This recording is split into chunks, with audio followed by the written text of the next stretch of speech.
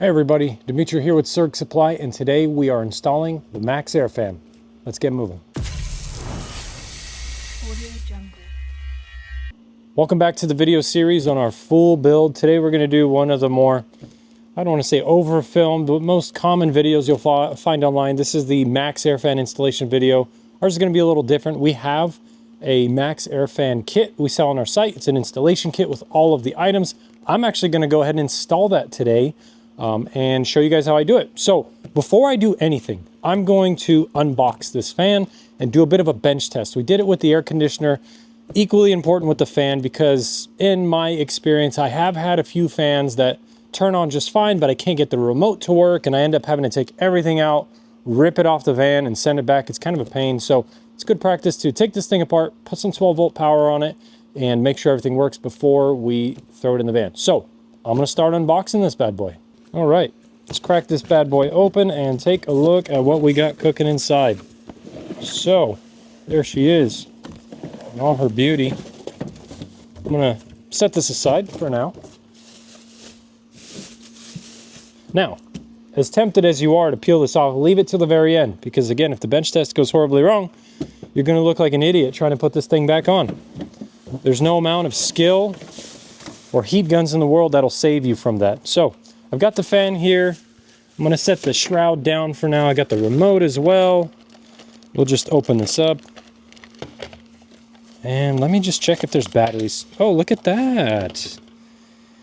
You know, it's not always the case that a company provides batteries with their product, but boy, is it nice when they do. Fantastic. All right, I'll get to the batteries later, but let me show you what I got cooking here. So, there is a power and a ground lead in here. Usually they're labeled. In this case, they are not. Let me look and see if I can see anything on the label. There's no label on here. It's okay. We're just going to test it the old-fashioned way. Put the power on what we think is hot, which in this case, I'm going to assume that the power is black, and then I'll put the ground on the red.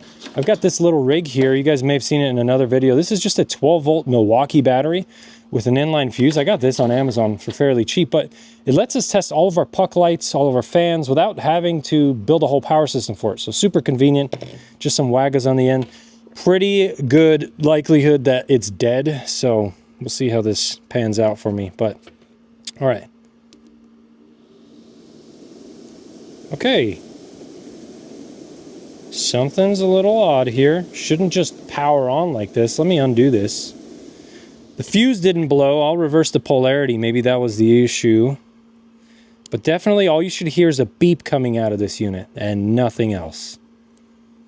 Okay, so we have a faulty fan. I'm actually really glad I caught this on video. Let me do this one more time for you.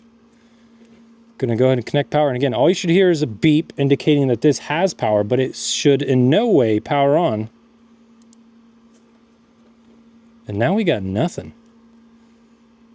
Look at that. All right, folks, there you have it. That's the end of the video. Broken fan. No, I'm just kidding. I'm going to try a few other things here, see if I can get another fan. But it's really actually rare that you get to do a bench test and see something fail. In any case, if I can't get this fan to work, guys, I'm still going to proceed with the installation. I'll cut the hole in the ceiling or the roof of the van, and we'll keep on trucking, but at the very least, now you can see a successful, or rather failed, bench test in action. All right, so here's that original fuse. It actually blew. That's why I couldn't get it to power on again. So we are going to store this very carefully on the shop floor. And I have this replacement fuse that's already in. We're good to go. I double-checked the manual. Black is hot. So let's do the ground first. We'll go to white, put it on our ground. Go back to here, and if we're lucky, it doesn't blow another fuse. Okay. So this thing's on full blast right now. Something's seriously wrong with this unit. I have the remote here. The remote doesn't work at all. Can't turn it on, can't turn it off. This is a busted fan. So, highlights the importance of a bench test. I'm going to disconnect the power here. Get this out of the way. Like I said, we're going to continue on with the installation. We'll just get a replacement fan unit. We got a bunch of these laying around, or we can get a new one shipped in. But at the end of the day, another great reason to check your stuff. So let's unbox the installation kit. I'll show you what's in there and we'll move right along. All right, moving right along, folks. These are the remaining items in that Maxx Air Fan box. This is actually the flange that we're gonna put in today. And then we have the cover, which I'm not gonna lie, I really hate the white. So we're going to kind of rattle can spray paint this black to match the rest of our build. It's definitely not the best way to do it, but it looks beautiful and it's something we never touch anyway. So I wanna crack this guy open. This is the Serg Supply installation kit. These are the contents. Let me just show you what we got cooking. So you have your tube of self-leveling lap seal, a roll of butyl tape, some fasteners, and this internal trim ring. Now, a lot of people shoot their fasteners straight through the metal. I like to do the trim ring. I just think it's a better hold and it clamps down from the inside. And we will walk you through how to do this installation step by step. Now, a couple quick things to note, tools you're gonna wanna have. For this guy, you want a caulking gun. We've used the automatic one in all kinds of videos. If you have the manual one, this isn't really that bad of a job. For the manual one, you want some gloves for sure, rubbing alcohol, paper towels, a drill bit with a nice juicy pilot bit, or a drill with a pilot bit on it that's bigger than the actual size of your jigsaw blade. And then this guy here that you've already seen in many videos. I think I will christen it and name it Bertha. Because she's mean, ugly, and has torn some holes in our van. So get yourself a Bertha, get your automatic caulking gun, your drill, and then we are going to climb up on top of the van and show you where we're putting this guy in. Okay, folks, we are on top of the van here. As you can see, I'm putting it right over this guy. Ignore these Sikaflex boogers. It's just a convenient place for me to lay the caulking gun down because I know there's going to be a fan here eventually. But let me explain why I like to use this spot for the fan. Two reasons. Number one, it's flat everywhere. You don't need any specialized trim rings to put a fan here. I'm going to use our interior trim rings and align it and Sharpie it out, mask it, drill it, cut it the same way as with the air conditioning video. And if you haven't seen that, there's going to be a link below in the description. But why this zone? Why not in the back? Why not flip them? Well, one very important reason. Most of the heat we see coming in from the van is from the non-insulated areas, which would be the crew window, slider window, and the front windows. Now, we have a ceramic tint on the front of our van, so we get very little heat coming through there, but there's still a bunch dumping in through the front here above the headliner. And the Maxx Air Fan, when we pair it with an air conditioner, has one purpose only, and that's to pull hot air out of the van. So we find it most effective to put this fan up here in the front where most of your hot air is going to be living. And also another consideration, if you plan on putting a stove in here and you want to get that stinky hot dog grease out of your van, more than likely your stove is going to be up here in the front. So that's the reason why we chose this spot. We're going to get a couple clips of me doing, standard process of tracing here, masking, cutting, rust proofing, and then I'll walk you through step by step as we get the butyl tape and Sikaflex, or rather lap seal, installed.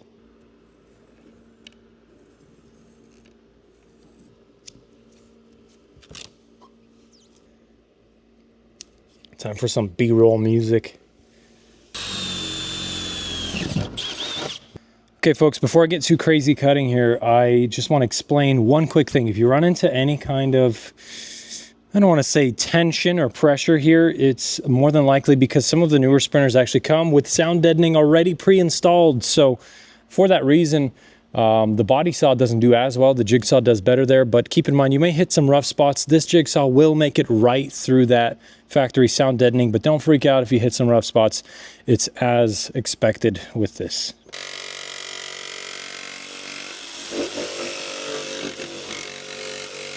In case y'all were curious, here's that sound deadening I talked about. Do not try to peel this off. You're going to have the worst day ever. But yeah, so this is off. There's the sound deadening to look at. We're going to go ahead and trim up all the corners, file it, do a little bit of rust prevention, and then we're going to move on.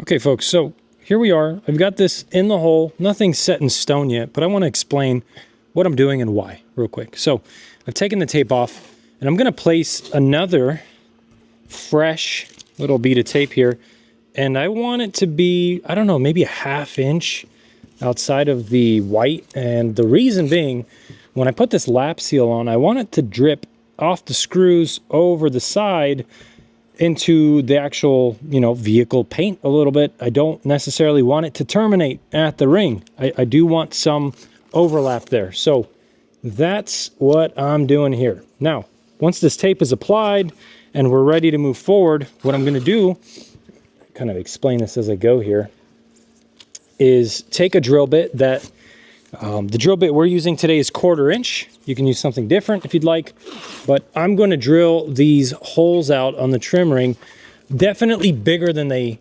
arrive on the Maxx Air Fan. I don't know what this is called, an insert. Sorry for getting in your shot there, folks, but here's the drill bit. I'm going to drill all these holes out, and I'm choosing to go bigger on purpose. Why? Well, the screws included with this kit are slightly larger. They are meant to be because we want maximum hold. And what I don't want to do is shoot these screws through the metal, and have the thread pushing this apart from the wood. I want an easy pass through on these two layers. And the only kind of tight fitment that I'm really looking for here is for this screw to grab onto this ring and treat it as a clamp, the way it's been designed to clamp the top of your Maxx Air Fan mounting assembly to this ring from the inside. So hopefully that explains our logic behind that. I'm going to go start drilling these holes, and then once they're drilled out, we'll clean everything off and start applying our butyl tape. Okay, I've got my butyl tape here, and I'm going to start with trying to get the first bead in this ridge right here, and then we're going to hug it nice and tight with a second bead and hope for the best. So here we go. Now, coincidentally, that's seems like it's nearly the exact thickness of the non-stick cover that comes with the butyl tape. And it doesn't need to be perfect, but, you know, it doesn't hurt to make it perfect. Just if you're impatient or short on time like me, you may not have that luxury. Okay, so we are about to meet our starting point. You may be tempted to just end it there. I would say don't. Start peeling this other piece off, and let's try to put another bead right adjacent to it. I'm not a super big fan of overlapping over the holes, so try to avoid that, but we'll keep working our way around the outside. All right, we've got our butyl tape down. Very careful not to get it dirty, and I'm going to flip this now. Before I put it in, word of warning, it doesn't go this way, so don't do it that way. These mounting holes for the Maxx Air Fan are on the side. So next steps here, we're going to pop this in the hole, put some pressure down on the butyl tape, try to kind of massage it in to set evenly, and then I'm going to use these clamps to hold our wooden trim ring on the inside in place as I shoot in one screw at a time. Yeah, let's get moving.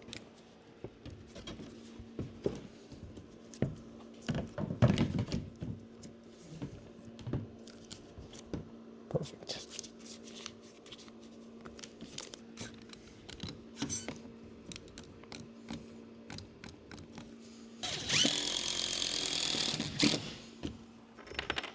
Okay, I've got my lap seal ready. This surface is all clean. These bolts are all tightened down. I'm going to do 2 beads with this tube, okay? First bead's going to be a little towards the center, maybe offset towards the outside, and I want this bead to hit every single one of these screw heads.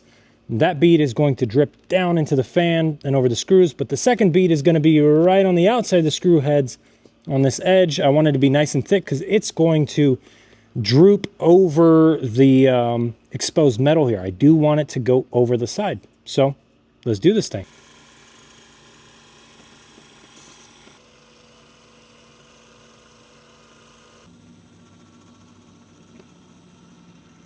Okay, so we put our bead of lap seal on. I like to go thicker in the front because I think that's where most of the moisture is going to hit. Doesn't look the prettiest, but I'm going to leave it as an alternative. If you want to cover all of this space, you could take your finger and just smear it. Careful not to expose those bolt heads. If I'm going to do it, it's going to be where those 2 beads meet, like so. So I got a nice smooth little edge here. And I'm going to set a timer for 15 minutes because in 15 minutes, this is all going to kind of level out, and that'll be prime time for me to peel this tape and have a nice, straight, finished edge all around. So I'll set a timer, and I'll call you guys back here when it's time to peel.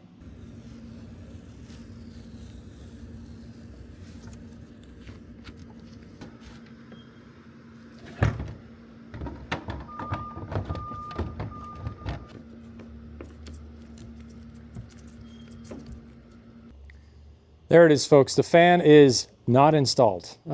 Jokes aside, it's broken. We're going to have to get a new one. Granted, we are Ukrainian and we're scrappy, so we're going to try to tear it apart and fix the PCB ourselves. I'll let you know how that goes. You're probably not going to see a follow-up video, and if you do, awesome, good on us, but let's be realistic. Now, when you open up your fan hardware, you see a bunch of connectors, bolts, screws, yada, yada. The only ones you're going to want to save are those 4 stubby ones. Now, they're slightly shorter and they've got bigger heads. Those are the screws you're going to want to use to shoot in the fan from the side into those metal clips that receive them. Don't use the long screws there. You don't want to go too far and, you know, push the screw through the plastic and cause leaks or whatnot. Yeah, so that being said, the rest of the install is pretty easy. Just keep in mind, it's really hard to get those holes to line up because there's a rubber gasket in there that doesn't really want you to be able to line them up, but it's there to keep it watertight. So give it a nice firm bit of pressure from on top. You may have to get the screws in at a bit of an angle, and then as you start to screw them in, they will level out. Everything will be perfect. From there, we're going to move on to the rest of the build, the rest of the install. When we put in the ceiling, we'll show you guys how we trim that fan or Maxx fan cover to the right height. And the rest of the process is pretty simple and easy. So if you guys found this useful, you found it helpful, please leave a comment below. We'd love to hear from you. If you want to see the Maxx Air Fan install kit, there's going to be a link to that in the description as well. As always, I very much appreciate you guys watching this video. Thank you and happy building.